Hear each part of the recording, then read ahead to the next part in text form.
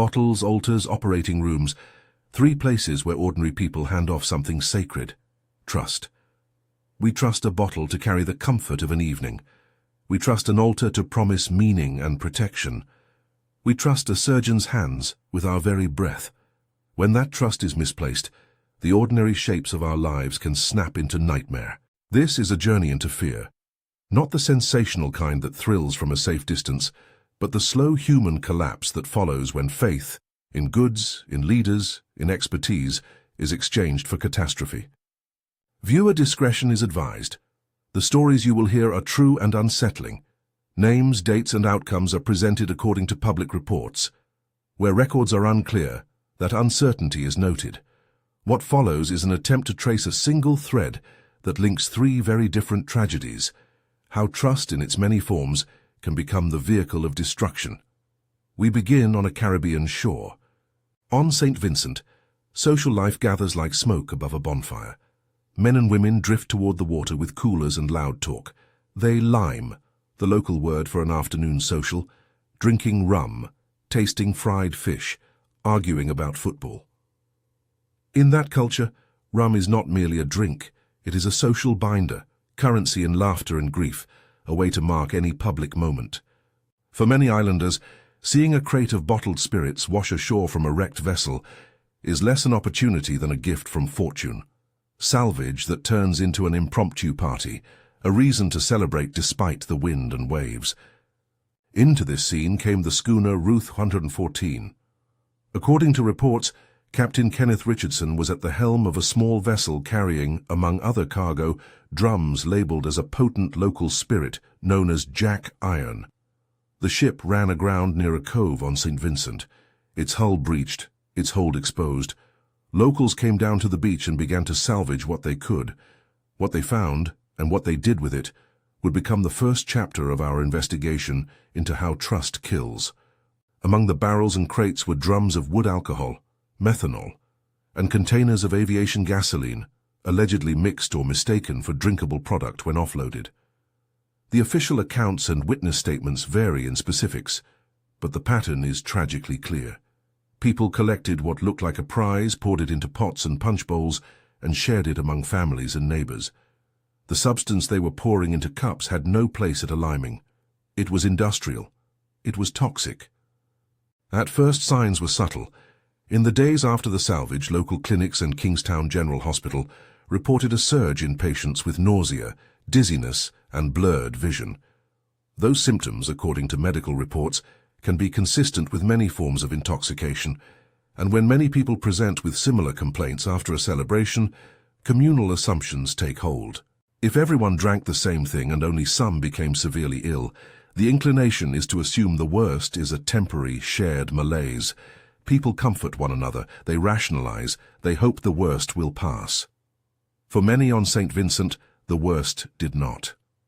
Within 48 hours, hospital corridors filled. Medical staff, already working with constrained resources, found themselves facing a cascade of patients whose eyes were failing, whose breathing was erratic, whose blood work suggested metabolic crisis. Doctors and nurses improvised treatment protocols. They worked through nights with limited antidotes and few specialized supplies. According to reports, the leadership at Kingstown General did what it could, triaging, stabilizing, attempting to slow whatever poison was at work. But the nature of the toxin made that work urgent and, in many cases, too late. Methanol, unlike the ethanol in potable rum, is metabolized in the body into compounds that attack the optic nerve and interfere with cellular respiration. The result, when exposure is heavy and treatment is delayed, can be permanent blindness, organ failure, and death. Medical literature documents these mechanisms. Every clinician asked to respond to mass methanol poisoning faces the same cruel arithmetic. You either catch patients early and intervene, or you watch them slip into irreversible harm. On St. Vincent, the time window narrowed too quickly.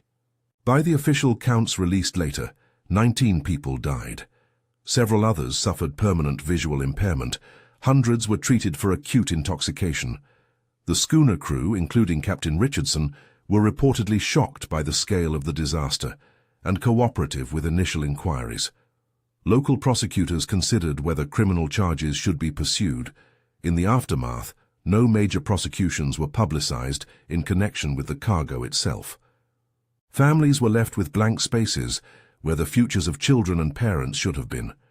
What happened on that beach is less a story of malice than a collision of assumptions. To the people pulling drums from the sand, the improvisation of drinking what washed ashore made communal sense. In the absence of immediate obvious danger, no violent fumes, no burning containers, it was probably reasonable to treat the cargo as usable. Senses can be unreliable when alcohol dulls them, and when many people reinforce the same decision, doubt fades. The salvage was intuitive, the consequence was catastrophic. In the weeks that followed, the narratives proliferated. Local leaders described scenes of grief and bewilderment. Health officials outlined the limits of their response.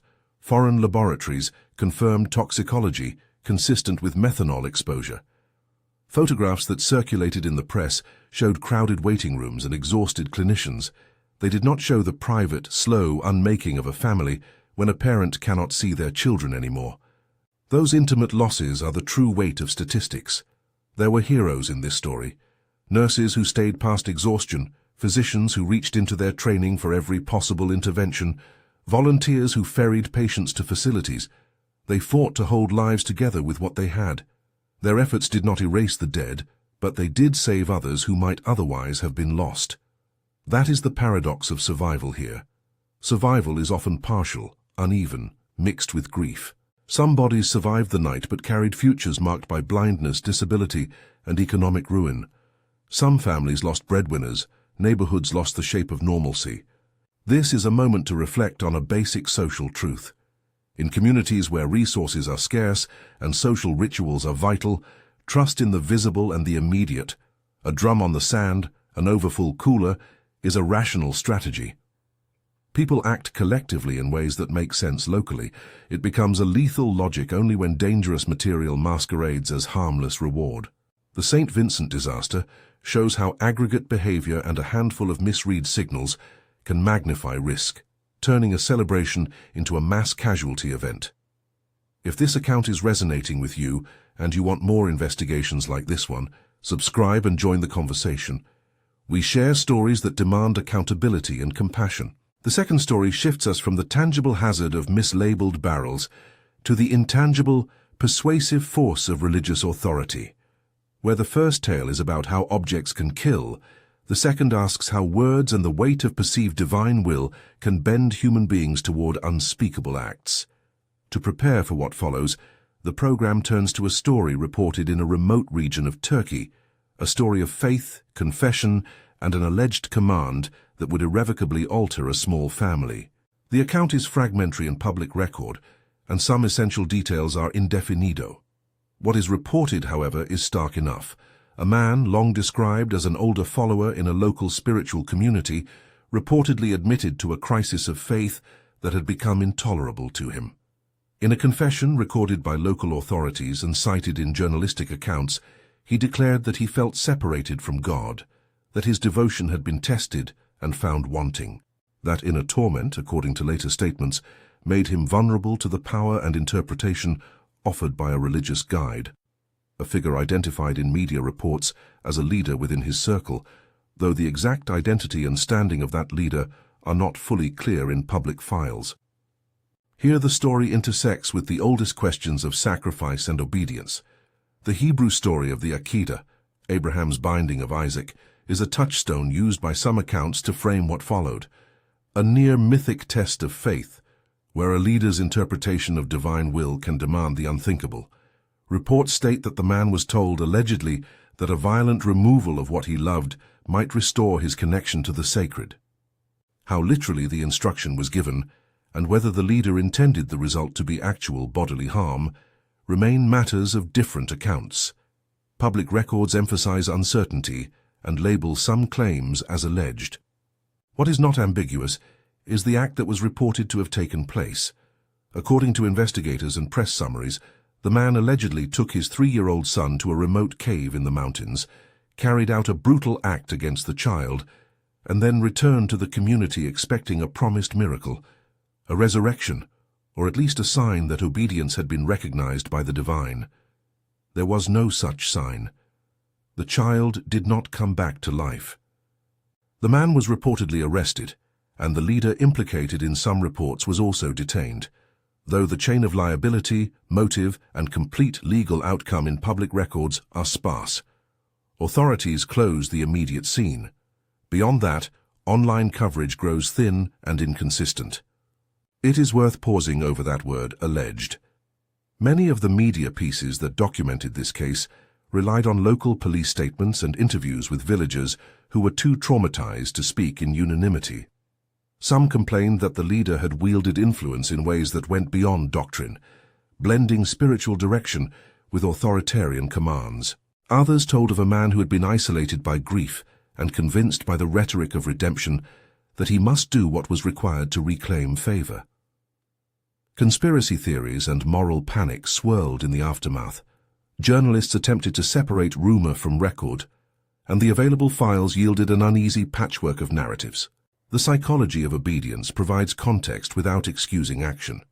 Across cultures, when authority aligns itself with the sacred, it acquires a power that ordinary secular commands do not. A leader who speaks as if their will matches the divine can short-circuit personal doubts. Combine that with a vulnerable follower, isolation, and perhaps pre-existing mental distress, and the stage is set for catastrophe. Again, the Turkish case is not simply a story of individual failure. It suggests institutional absence, a community structure that enabled the leader's role and, crucially, a lack of outside oversight that might have intervened sooner. Villagers reported shock and shame. Families who had once trusted the leader felt betrayed. Children's schools and local markets continued, but beneath the surface, there was a sense of moral rupture. What had been a place of refuge became, in memory, a locus of terror. Those ripples are always part of these events. Even after the immediate actors are removed, a community's moral ecology is altered. Trust, once broken in this manner, is a long and difficult thing to rebuild. Public records stop in certain respects, leaving startling gaps. The precise motives attributed to the leader, the full transcripts of any interrogation, and the later legal adjudications are, in some outlets, described as indefinido. That lack of clarity heightens an already brutal reality. When the architecture of belief is allowed to concentrate power in a single voice, the consequences can be catastrophic and sometimes final.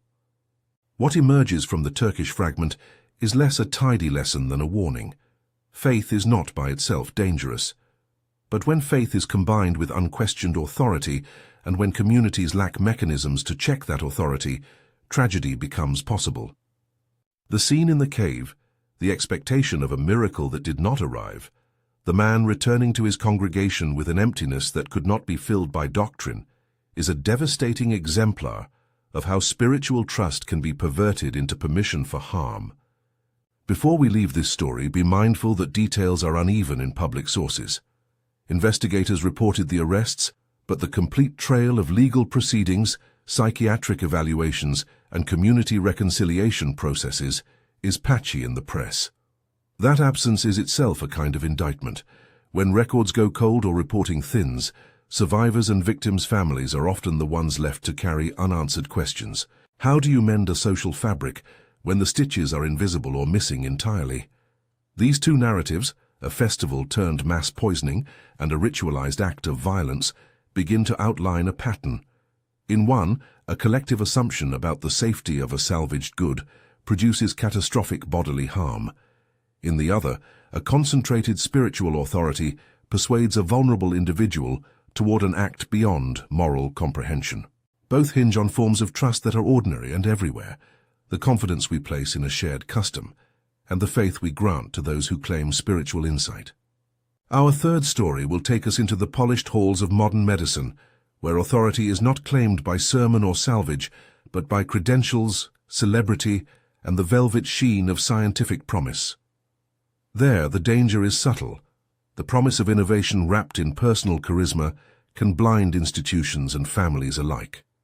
That story, involving a celebrated surgeon and experimental synthetic organs, is complex and will require time to unpack. It is also where willful deception, institutional blindness, and the human cost of hubris converge. But before we move from the high cliffs of Turkey toward the hospital corridors of Europe, it is worth asking a question that links these initial chapters. What mechanisms in our social lives allow trust to calcify into obedience or assumption?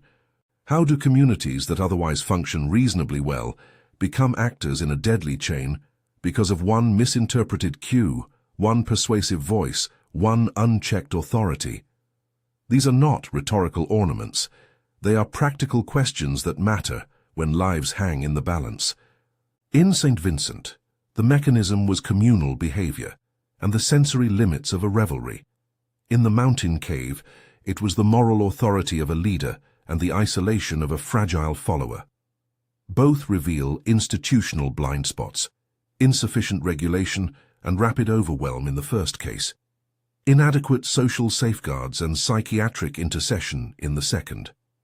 Each shows us a pathway to horror that begins with something banal, a barrel, a sermon, and ends in lives irrevocably altered. As you absorb these images, consider the small ordinary acts that underpin community life. Consider how in moments of celebration and moments of doubt, we rely on others to affirm our choices. That reliance, when combined with a breakdown of safeguards or an absence of accountability, can make possible the most horrific destinies. Here the narrative pauses, the second story still warm in its ambiguities, and the air tightens for the next descent, into the operating room where promises of miracle medicine would change the lives of patients, sometimes for the worse. The coming sequence will demand our attention, not simply because of headline-grabbing claims, but because it reveals how institutions with the noblest of missions can be seduced, and how survivors navigate a long aftermath when expertise betrays them. The operating theatre is a different sort of altar. It is a place where trust is negotiated in the language of credentials, a white coat, a steady hand, a published paper, the bright light over a patient's chest. For many families, handing a loved one over to a surgeon is the clearest measure of hope available. In the case of Paolo Macchiarini, that hope was wrapped in spectacle, newspaper profiles, television segments, and the promise of engineered body parts that could restore breath itself. What followed in lab reports, hospital records, and courtrooms is a study in how institutional reverence can blind systems to warning signs, and how survivors must live with consequences when scientific ambition outpaces verification. Macchiarini was, by many accounts, a charismatic figure who cultivated an image as a pioneer. He trained in thoracic surgery, published in respected journals, and landed at Karolinska Institutet in Sweden, an institution that itself is a symbol of medical excellence. Early media portrayals framed him as a modern Prometheus of regenerative medicine, capable of fashioning synthetic tracheas seeded with a patient's own cells, then implanting them to replace a damaged windpipe. The idea was intoxicating, a bespoke engineered organ that could bypass the chronic scarcity of donor tissue and return life to those condemned to silence by airway disease. In the shimmer of possibility, patients and families saw rescue. At first the narrative was simple and triumphant. High-profile surgeries were reported as breakthroughs, headlines celebrated the daring, and patients who underwent the procedures became, in public accounts, emblematic of a new age in surgery. But the arc of innovation contains, always, a fragile hinge between promising early results and reproducible, peer-validated outcomes. In Macchiarini's case, that hinge began to creak. Allegations mounted that some of the published reports of success had been embellished, that regulatory processes had been sidestepped, that patient selection and consent were not handled with sufficient transparency. Colleagues who raised concerns encountered institutional inertia, and in some cases explicit pushback. The first cracks in the glossy public story were slow to show themselves: patients suffering complications, post-operative infections, graft failures. Behind each clinical chart was a person whose breath, voice, and life course were altered. The most damning revelations came from a combination of whistleblowing scientists, investigative journalists, and the patients themselves. One key figure was a colleague who would later be named in reports as a whistleblower, Kalle Grinemo. whose professional skepticism and persistence helped bring problems into the open.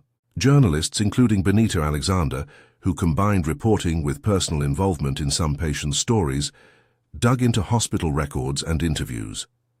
Their work revealed inconsistencies between published case reports and what actually happened in operating rooms and in follow-up care.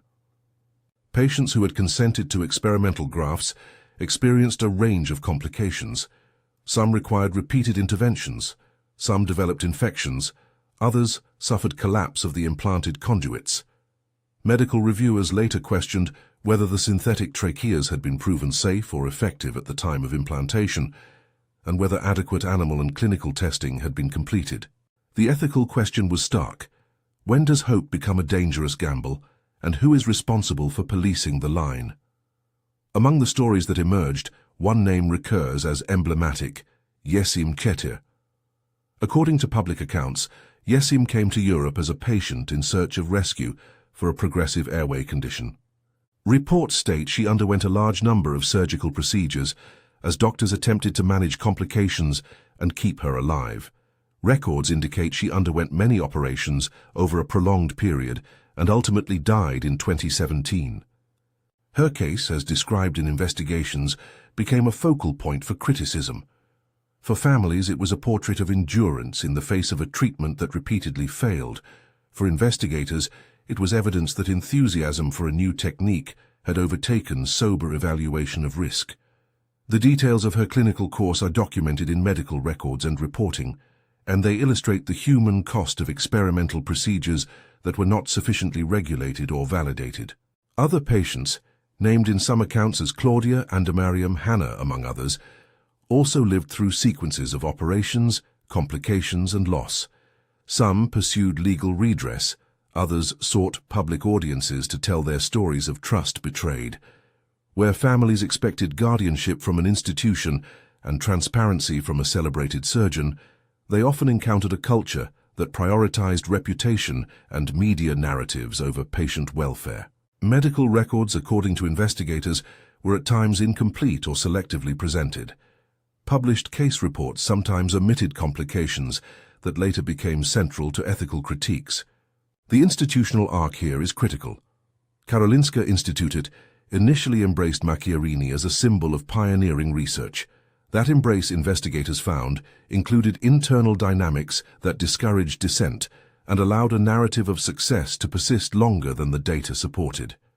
Whistleblowers reported obstacles when attempting to raise concerns: professional isolation, bureaucratic stonewalling, and the social difficulty of confronting a figure who occupied a mantle of celebrity. It took persistent external investigation, a chorus of critical scientific voices, and legal procedures to pry open the record. By 2016 and 2017, inquiries were underway. Independent reviews concluded that some of the claims about outcomes had not been substantiated, and that surgical indications and patient selection required tighter ethical scrutiny. Criminal charges and professional disciplinary processes followed in various jurisdictions.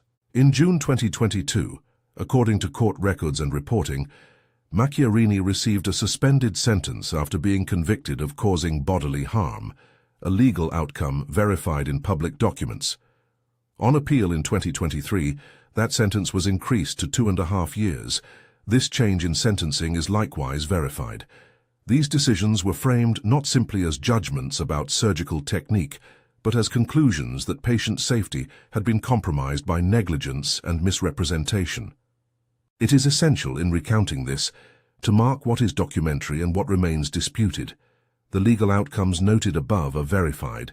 The precise motivations, the internal thought processes of the surgeon, and private conversations with patients are not the sort of facts that court records or published inquiries can fully expose. Attempts to infer motive beyond documented statements risk straying into speculation.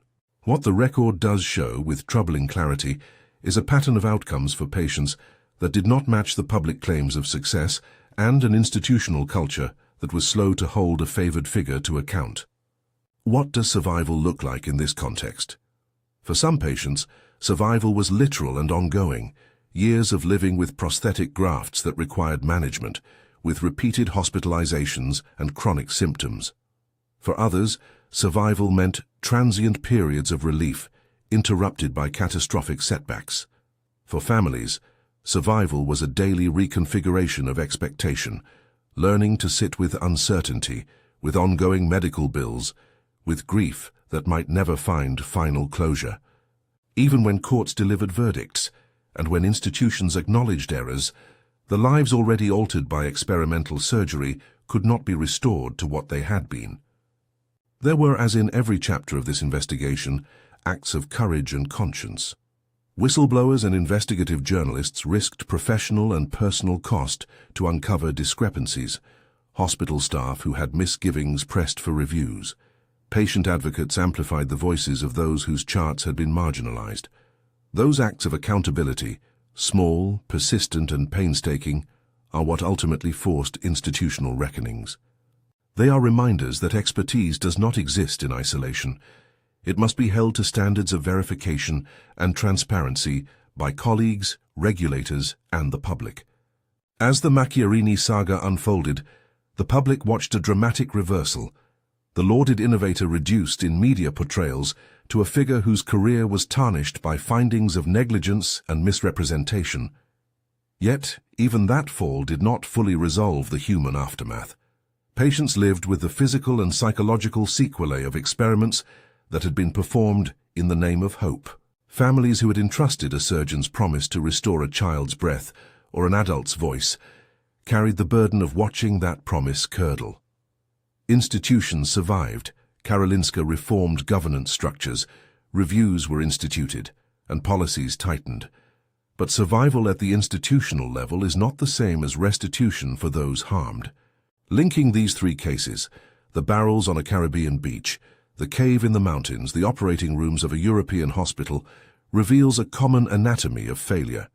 Each begins with a credibility gap that widens into catastrophe, a community's assumption that salvage is safe, a disciple's uncritical trust in a spiritual leader, an institution's reverence for innovation that muffles dissent. In each, ordinary forms of trust became vectors for harm because they went unchallenged, were not adequately regulated, or were weaponized by a persuasive authority. What mechanisms allow this to happen? One is sensory reassurance, the idea that if something looks or tastes like what we expect, it must be safe. In St. Vincent, that meant a barrel of liquid arranged among others on a beach could be assumed drinkable. Another is social proof. If neighbors accept a salvaged treasure, that acceptance amplifies into communal endorsement. A third mechanism is charismatic authority, a leader who can sanctify a command, or a surgeon who can transform experimental therapy into a promise of salvation. Finally, there are structural failures, regulatory gaps, resource constraints, and institutional cultures that reward spectacle over scrutiny. And yet, amid the horror, the theme of survival persists, complex and multifaceted. Survival here is not a binary of life or death. It is a series of adaptations, clinicians improvising treatment protocols with limited antidotes, colleagues risking careers to report discrepancies, survivors learning to navigate new limitations, communities grappling with guilt and grieving missing members. Survival is also institutional, hospitals revising oversight, police conducting investigations, courts delivering verdicts. But survival does not mean the wounds disappear. Scars remain, on bodies, on reputations, on communal trust. There is a moral question threaded through all three narratives. How much do we as societies ask of our systems to prevent the conversion of everyday trust into existential risk? Regulation is one answer, but regulation is only as effective as the willingness of people and institutions to enforce it. Cultural literacy is another, teaching communities to ask skeptical questions even when their instincts push towards celebration or reverence. And finally, transparency and accountability, mechanisms that allow whistleblowers to be heard without retaliation, that subject celebrity to audit, and that ensure victims' voices are central to any remediation, must be prioritized. Consider the survivors. On St. Vincent, those who lost sight or loved ones were left with an economic and emotional aftermath that would not be solved by an official inquiry alone. In the Turkish case, families were left with cultural and spiritual wounds that would shape community relations for generations. In the medical scandal, patients faced ongoing medical crises and the difficulty of reconciling hope with harm. Each survivor's story raises uncomfortable questions about restitution. How do you compensate for a lost future? How do you restore trust that has been deliberately or inadvertently broken? Legal remedies and institutional apologies are partial answers. Long-term care, psychological support, and systemic reform are others, but none are simple nor quick. We must also acknowledge those who acted to prevent further harm. Nurses and doctors on St. Vincent extended themselves beyond capacity. Investigators followed leads across institutional resistance. Journalists combed through records to assemble facts. Whistleblowers put careers on the line to make truth possible. These acts of responsibility are a counterweight to the forces that allowed catastrophe. They are a reminder that trust, while fragile, can also be the instrument of repair when it is exercised with accountability rather than deference. If there is a stark lesson tying these chapters together, it is that trust without verification becomes a hazard when it is concentrated, routinized, or left unchecked. A barrel of liquid demands labeling and regulation. A spiritual community benefits from internal checks and external oversight. Medical innovation requires phased trials, transparent reporting, and institutional willingness to pause when doubts arise. The operational fix is not to erode trust wholesale. Society cannot function that way, but to construct safeguards that allow trust to be provisional and accountable. So what can individuals and communities do? Ask questions, demand documentation, support those who speak up, insist on transparent processes for donors, for patients, and for followers. Build cultures that prize curiosity and critique over celebrity and spectacle. These actions do not guarantee safety, but they make horror less likely to spread. There is a final human beat to strike before we close. The people behind the headlines, the parent who reached for a salvaged barrel, the child taken into a mountain cave, the patient who lay on an operating table trusting a surgeon's promise, are not abstractions. They are relatives, friends, neighbors.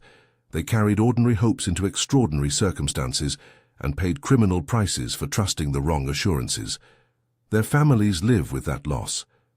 Their communities rebuilt around holes left by absence. Survivors carry memories like talismans and reminders of the moment before trust turned, of the name of a person they once relied upon, of the silence when rescue did not arrive. As viewers, we can do more than observe.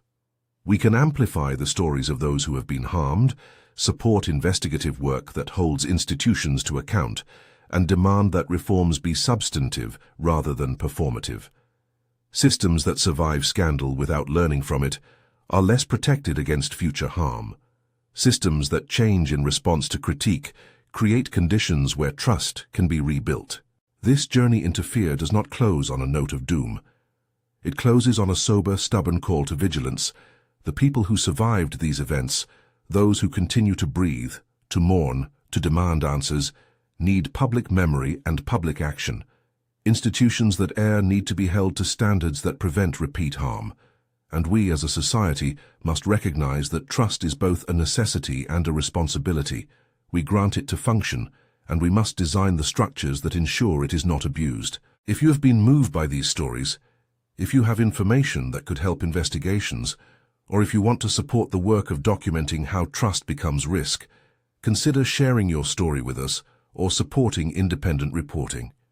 There are ways to help that center survivors and hold power to account. Surviving the most horrific destinies is not merely about living through a single calamity. It is about the long work of rebuilding, of preventing recurrence, of remembering those who did not survive so that others might not follow. It is about refusing the easy narratives of miracle and legend when they mask human costs. And it is about insisting that hope be matched by humility and trust by verification. Bottles, altars, operating rooms, each taught us the same lesson in different languages. Trust is vital, but it must never be blind.